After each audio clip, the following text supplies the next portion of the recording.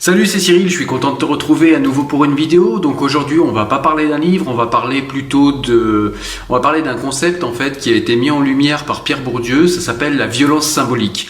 Voilà, donc je trouve que c'est un concept qui est assez intéressant et puis qui est assez important à connaître quand on veut parler un petit peu de sociologie ou quand on veut comprendre un petit peu les rapports de force dans une société. Donc je me proposais aujourd'hui d'essayer d'expliquer un petit peu simplement ce qu'est la violence symbolique et comment elle se matérialise dans notre vie quotidienne. Allez, c'est parti. Et donc la violence symbolique, qu'est-ce que c'est? Eh bien, c'est tout simplement des violences qui extorquent des soumissions à des personnes sans même que ces personnes ne perçoivent la soumission, puisque en fait ces violences symboliques s'appuient sur des croyances collectives et sur des croyances socialement inculquées. Donc comme exemple de croyances collectives ou de croyances socialement inculquées, on pourrait trouver par exemple les femmes ne savent pas conduire, on pourrait trouver par exemple les noirs, eh bien ils sont pas très intellectuels, sont plutôt des gens qui sont doués pour les sports extrêmes, pour les sports qui réclament des besoins physiques.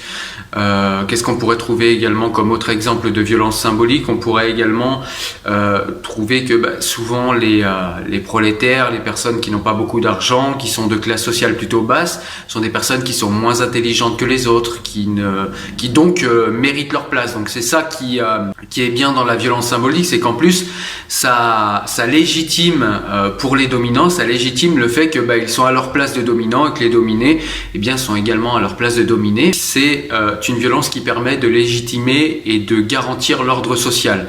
C'est-à-dire que les dominants arrivent à légitimer toute leur production intellectuelle, artistique, etc. Par cette fameuse violence symbolique, et donc ils sont à leur place puisque les croyances collectives et les croyances socialement inculquées expliquent que s'ils sont à leur place, c'est qu'ils sont forcément meilleurs, c'est qu'ils ont plus travaillé, c'est qu'ils sont plus intelligents, plus beaux, etc.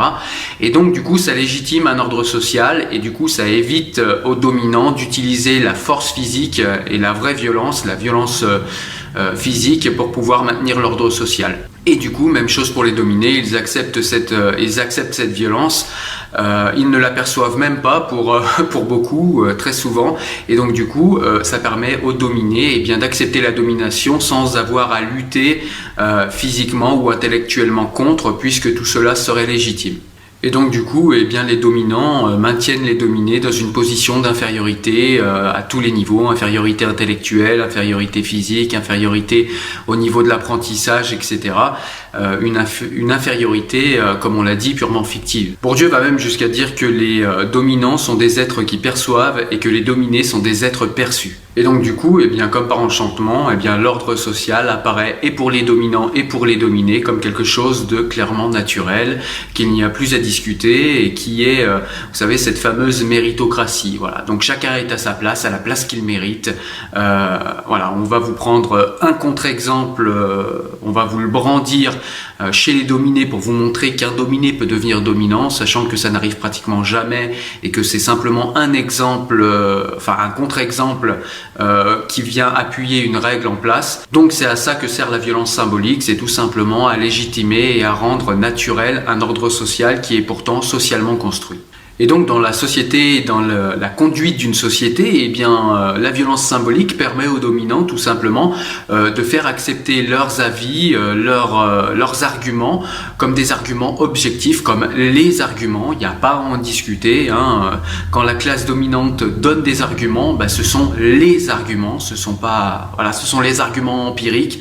Il n'y en a pas d'autres. Tout autre argument qui viendrait d'une autre classe que la leur sont forcément des arguments qui seront dépréciés, qui seront qualifiés soit d'utopiques, soit de complètement hors de la réalité, etc., sans même les regarder de plus près. Et donc malheureusement, ces croyances collectives que nous imposent les dominants ont tendance à faire en sorte que les dominés n'ont même plus d'autre grille de lecture que celle des dominants pour pouvoir analyser la réalité et analyser les problèmes qu'ils rencontrent eux-mêmes dans leur vie de tous les jours. Il ne faut pas voir la violence symbolique comme quelque chose qui serait de l'ordre du complot ou de la manipulation, une manipulation à grande échelle. C'est plus compliqué que ça. En fait, la violence symbolique, c'est simplement des croyances collectives qui sont acceptées et par les dominés et par les dominants. Et ces croyances collectives permettent de justifier l'ordre l'ordre social. Et donc la violence symbolique, c'est quelque chose qui sert à cacher les rapports de force en fait qui sous-tendent les différentes classes sociales, les différents rapports sociaux entre les classes sociales, et donc ça permet également de pacifier une société. Et donc du coup, il ne faut pas être dupe non plus des rapports de force qu'il y a entre les classes sociales dominantes et les classes sociales dominées. C'est important de les garder en tête et de savoir que, on peut entendre les arguments des dominés. C'est pas parce qu'ils sont dominés qu'ils produisent forcément des choses qui ne sont pas intéressantes ou qui seraient intellectuellement inférieures aux classes dominantes.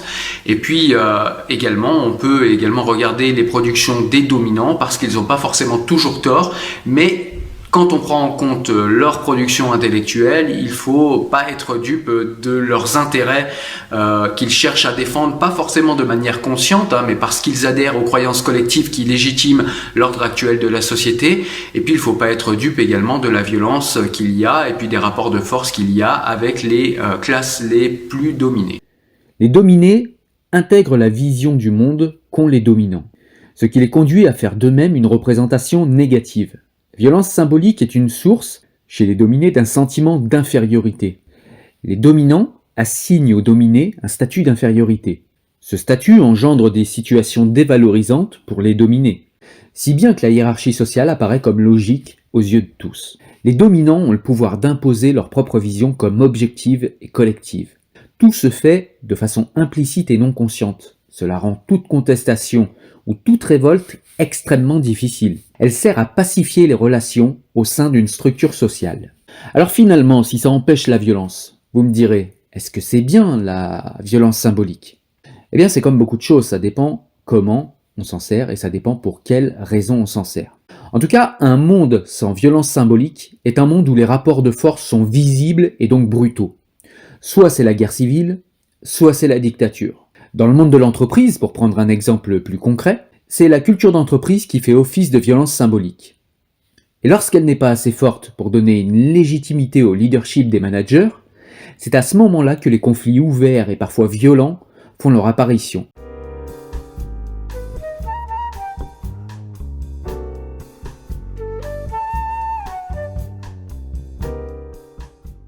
Si vous faites partie de la classe moyenne, moyenne basse, voire des plus pauvres, eh bien vous subissez sûrement très souvent de la violence symbolique. Vous en subissez de la part de votre banquier quand vous allez le voir et qui vous regarde et vous prend de haut.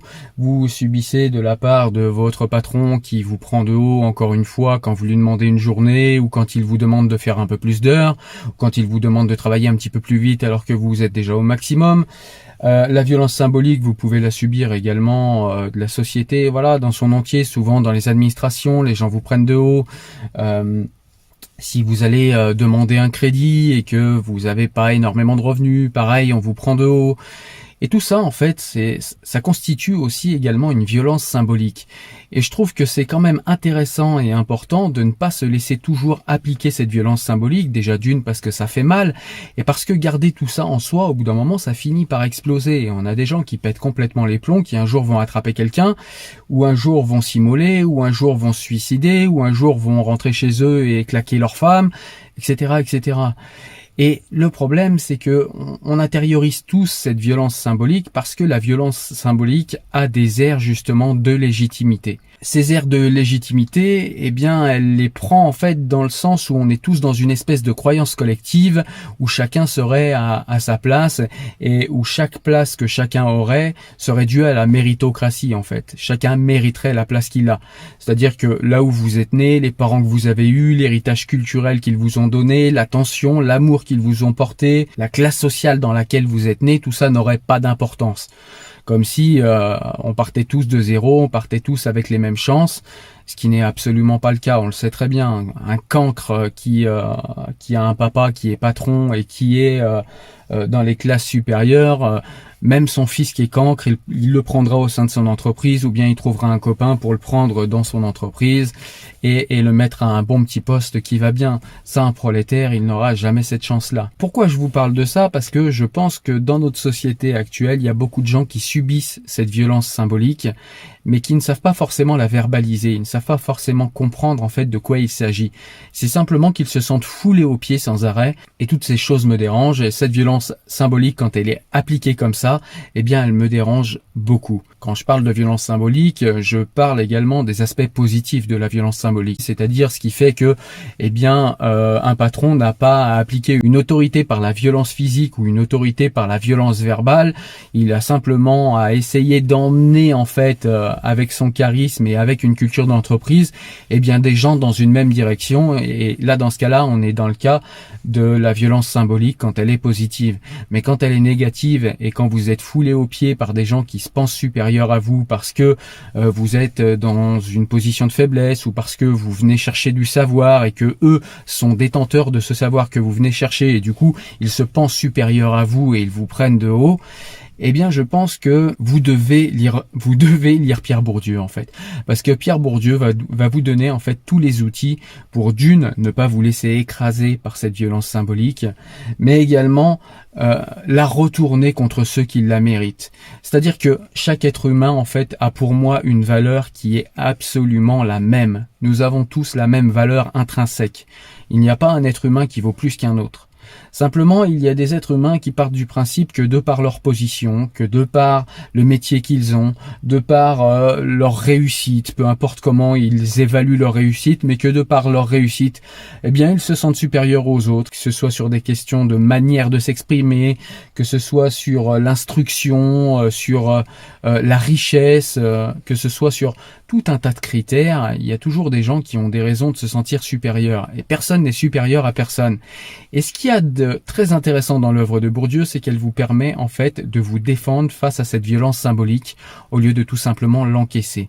Alors comment faire face à cette violence symbolique? Je vais te donner 2 ou 3 trucs, je vais pas te laisser sur ta faim, mais par exemple déjà tu peux expliquer à une personne que si elle est compétente là où elle est, eh bien toi tu as peut-être d'autres compétences à d'autres niveaux. Ce qui est bien aussi, c'est de savoir se former à la rhétorique et de savoir se former aux mots, parce que la langue est vraiment un facteur de violence symbolique très très important. Donc il y a des moyens en fait quand même de renvoyer assez rapidement et assez facilement cette violence symbolique et de s'en défendre.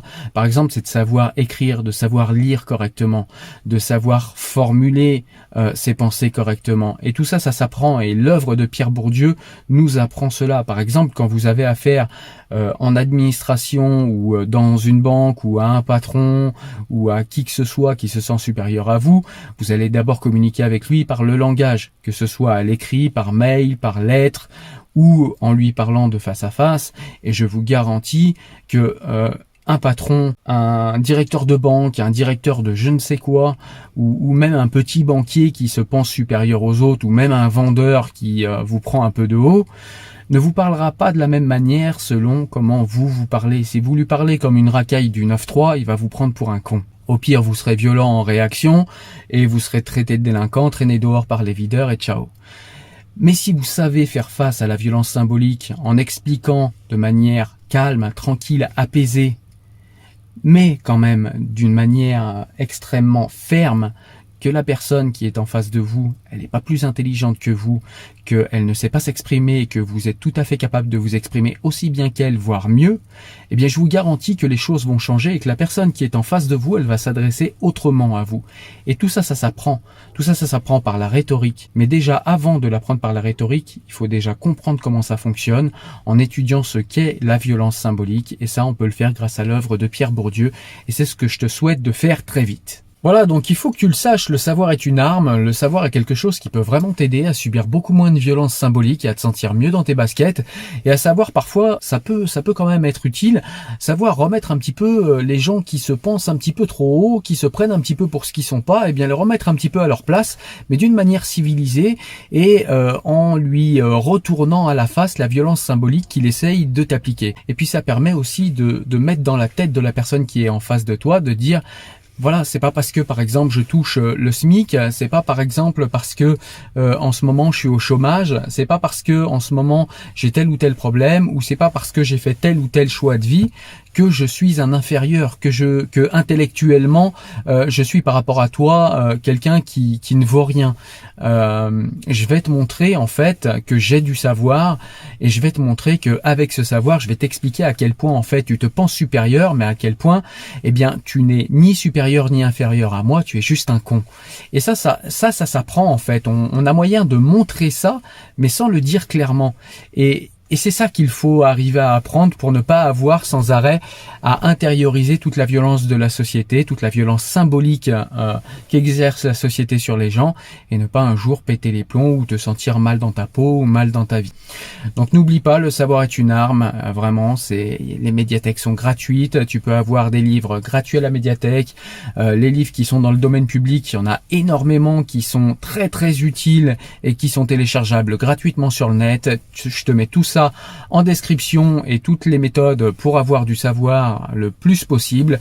Attaque l'œuvre de Pierre Bourdieu, tu vas voir, ça va beaucoup t'aider. Franchement, elle est très peu accessible, je vais pas te mentir, c'est super dur de lire Bourdieu, mais si on s'accroche, on en retire des choses qui vraiment nous changent la vie, et c'est ce que je te souhaite, et c'est ce que je nous souhaite. Arrête de subir, vas-y, lâche-toi et montre la valeur que tu as.